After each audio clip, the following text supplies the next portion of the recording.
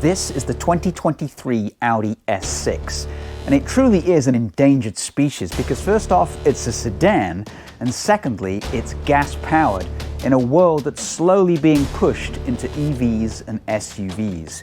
Good news is manufacturers like Audi have perfected the formula. The S6 is a perfect blend of dynamic excellence and luxury in a sleek and very pretty body, helped along by a magnificent twin-turbo 6. And today I'm going to test it and show you just how good it is.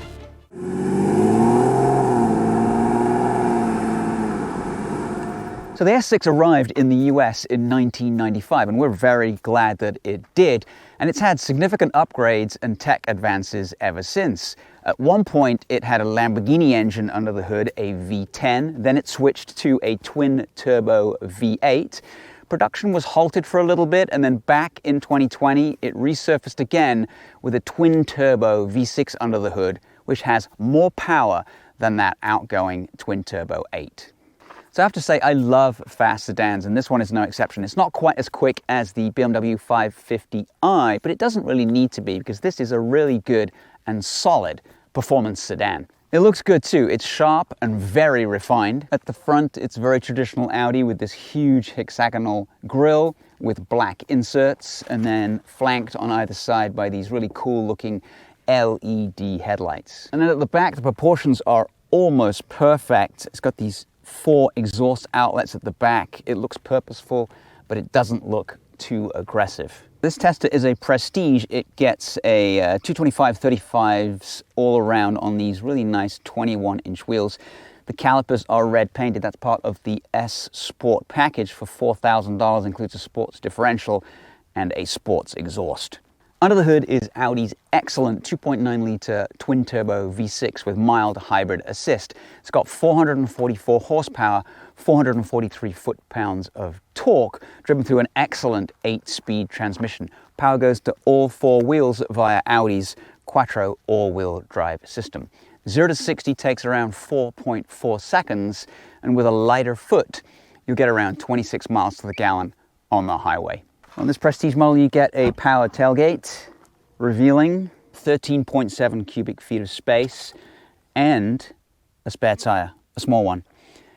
If you want more space, get the S7, because that has 24 cubic feet of space, and it also has a hatch. So how much is it? Well, this one starts at $73,700, and then you add the Prestige package, which is $8,800.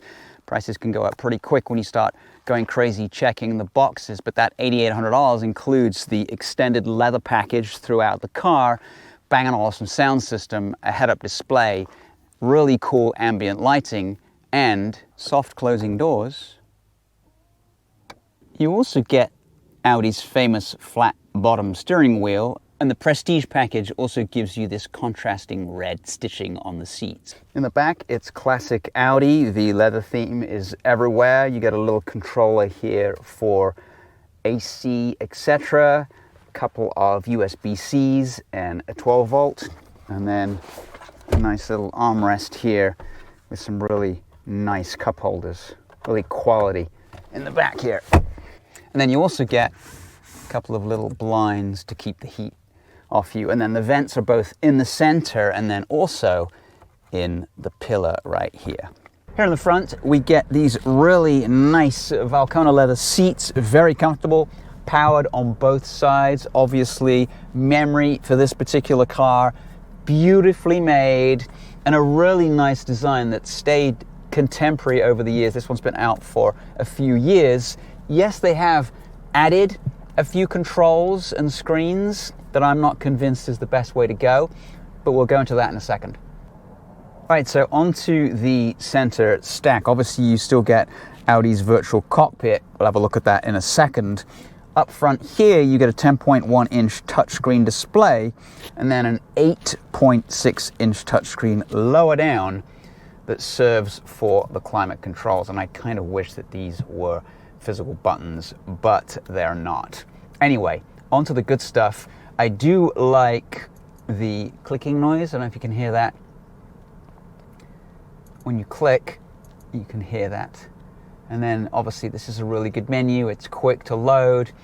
You can go in here and you can change several different vehicle settings including your lights, your interior lighting. As I said, it has ambient lighting. You can change it from solar, impulse, Caribbean. Let's have a little bit of Caribbean. And then, yeah, everything is really quick to load.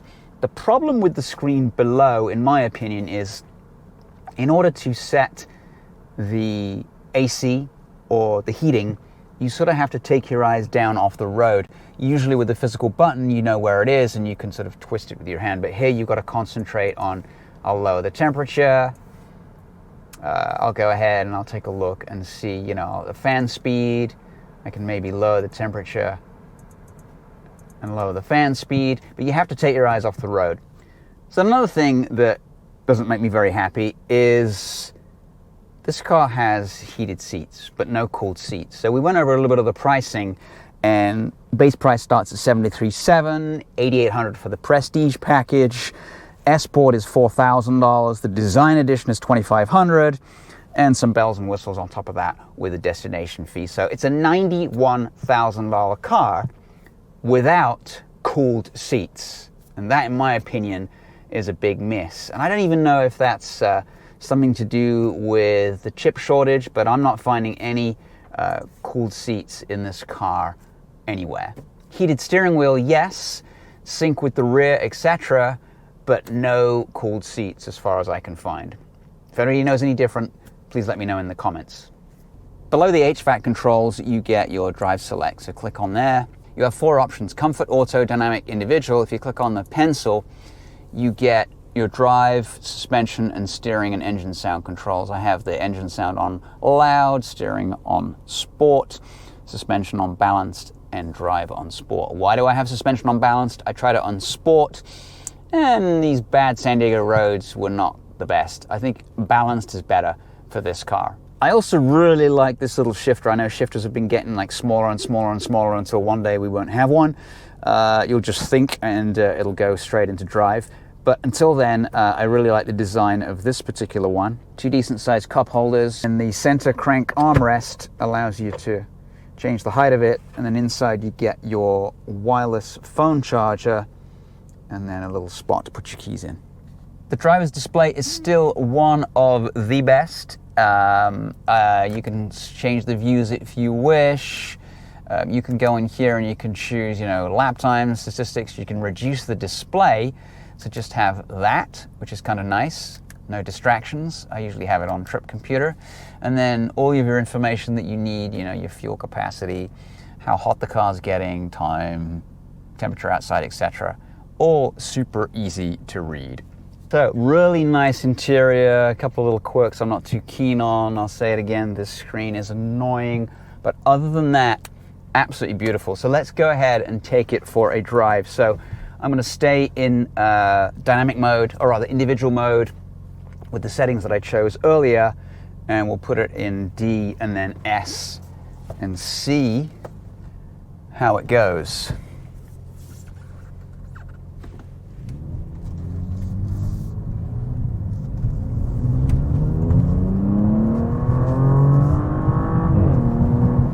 And it goes really well.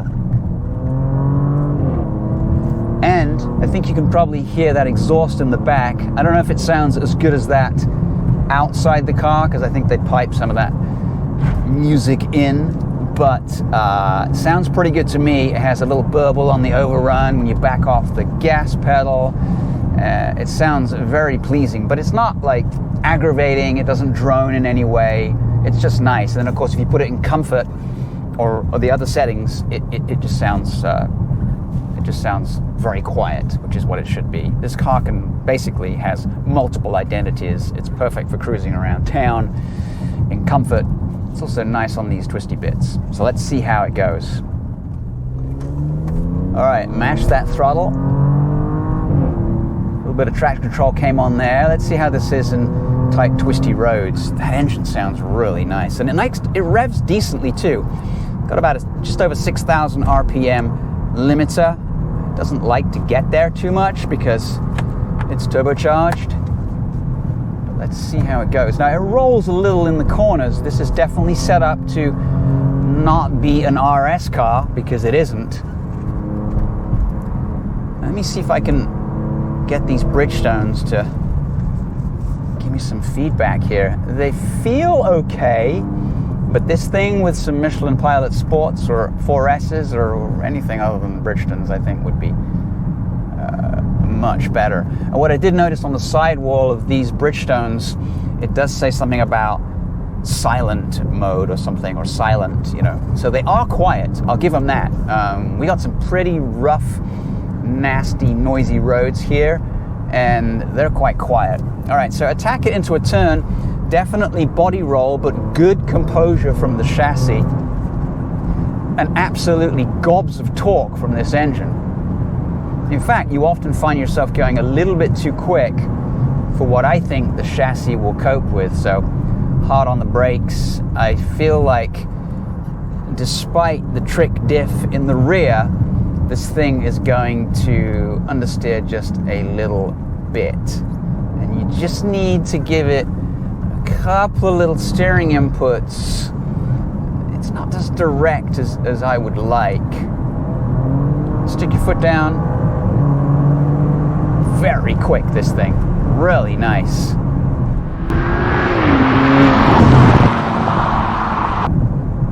And so far, you can definitely hustle this car. And we're kind of up to a sort of a dip here.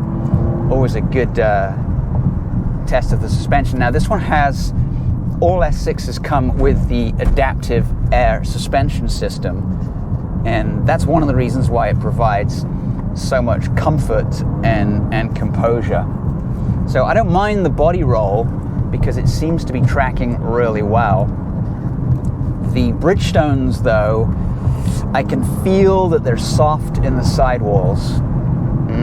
It's an Audi VW thing. They put Bridgestones on everything. It's irritating. Luckily, this has the Quattro all-wheel drive system, so it's going to cope with it, but it would be a lot better with other tires.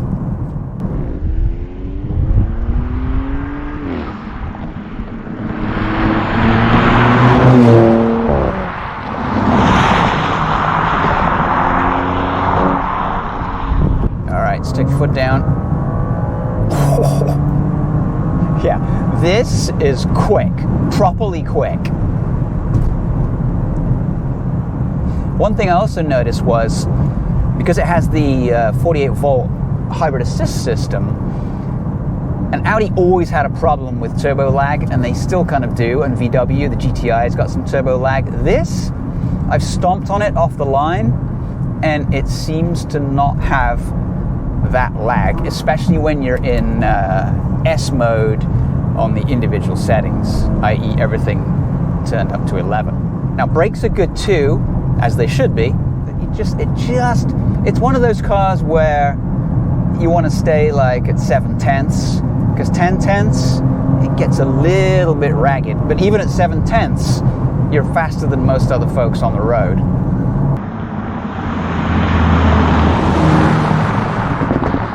Hard on the brakes, they're progressive, the pedal feels good.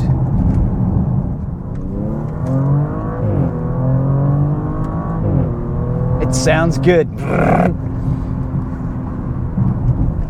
And since we've been driving, it hasn't really done much of the overrun, the burble. It seems to do that at lower speeds, but it's not doing it right now. Yeah, just a little bit right there. Very pleasing indeed. Very nice. Doesn't get upset by mid-corner bumps. Holds its line really well.